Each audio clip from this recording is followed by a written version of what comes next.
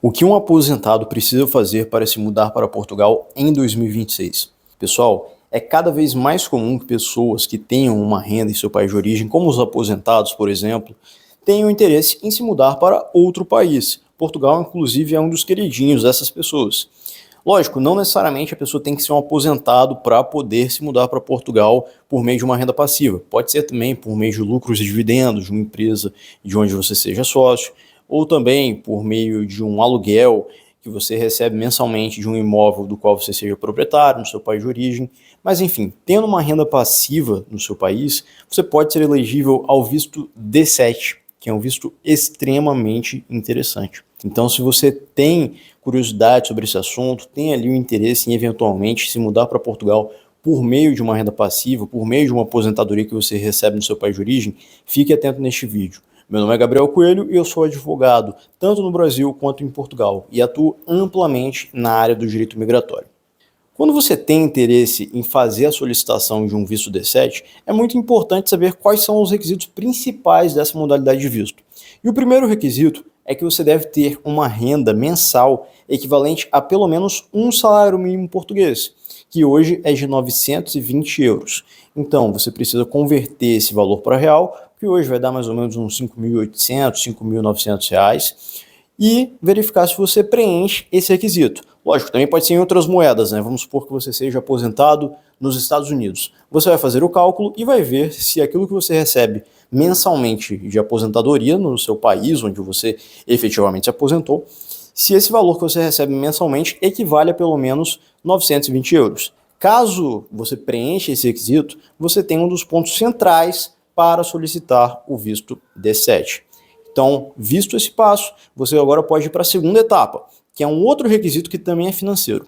Você precisa ter em conta o valor de 12 vezes o salário mínimo português. Então, você pega 920 e multiplica por 12, o que hoje dá mais ou menos 11.040 euros. Convertendo para real, daria em torno de 71.040 reais, algo em torno disso. Lógico, vai depender muito da cotação do euro em cada dia, né?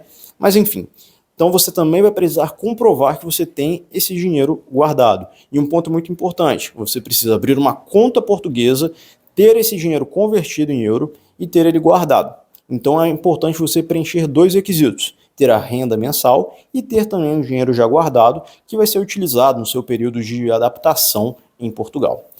E é lógico, quando você for fazer o requerimento do seu visto, você vai precisar verificar se você preenche também uma série de outros requisitos legais. Por exemplo, você precisa também apresentar seus antecedentes criminais, precisa também apresentar sua declaração de imposto de renda e alguns outros critérios que têm que ser avaliados em cada caso. Só que os pontos centrais são os dois requisitos financeiros que eu expliquei anteriormente. E afinal de contas, vale a pena ou não vale se mudar para Portugal se você é um aposentado no Brasil ou é um aposentado em algum outro país e preenche esses requisitos? Olha, isso vai depender muito do perfil de cada um, vai depender muito das despesas que cada um tem, mas, via de regra, se você tem o interesse de se mudar para a Europa, Portugal pode ser uma excelente opção por uma série de motivos. Primeiro, apesar de o custo de vida em Portugal ter aumentado nos últimos anos, ainda é um dos custos de vida mais baratos da Europa, se você for comparar ali com alguns outros países. Então, querendo ou não, você tem ali a possibilidade de ter um custo de vida menos elevado do que em outros países europeus. É lógico, se você for para cidades menores, vai ser mais acessível. Então, se você fugir ali do núcleo de Lisboa e Porto, que são as maiores cidades de Portugal, você pode ter um poder de compra ainda maior com a sua renda que você tiver do seu país de origem.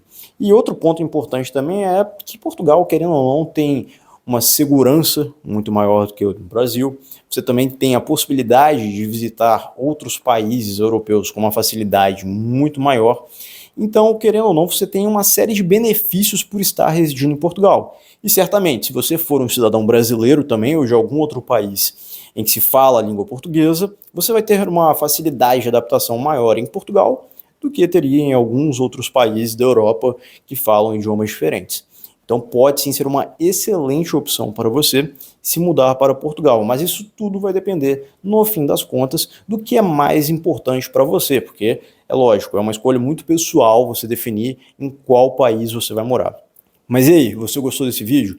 Se sim, deixa sua curtida, deixe seu comentário também se você tiver alguma dúvida.